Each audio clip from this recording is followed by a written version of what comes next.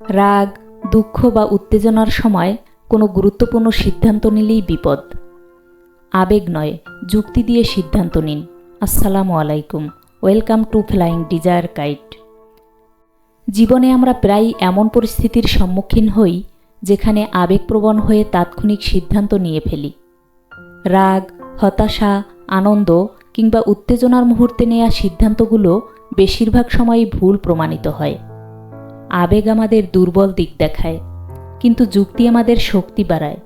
তাই সঠিক সিদ্ধান্ত নিতে হলে আবেগকে নয়, বরং যুক্তিকে কাজে লাগানোই বুদ্ধিমানের কাজ।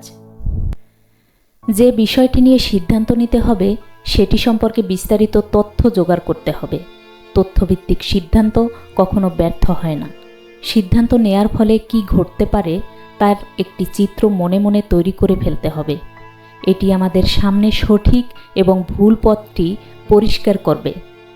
পরিস্থিতি জটিল মনে হলে যুক্তিবাদী এবং অভিজ্ঞ কারো কাছে পরামর্শ নিয়ে তা থেকে নিজেই আবার ভালো মন্দ পর্যালোচনা করে সিদ্ধান্ত নিন।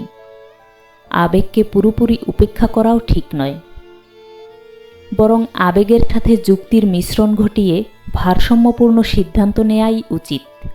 মনে রাখবেন, আবেগ সাময়িক, কিন্তু যুক্তি চিরস্থায়ী। নিজের মনের শক্তিকে কাজে লাগিয়ে যুক্তিবাদী সিদ্ধান্ত নিন। একটি সঠিক সিদ্ধান্তই আপনাকে উজ্জ্বল ভবিষ্যৎ এনে দেয়। এতক্ষণ সাথে থাকার জন্য ধন্যবাদ। আপনার কি কখনো আবেগের কারণে ভুল সিদ্ধান্ত নেয়ার অভিজ্ঞতা হয়েছে? কমেন্টে শেয়ার করুন।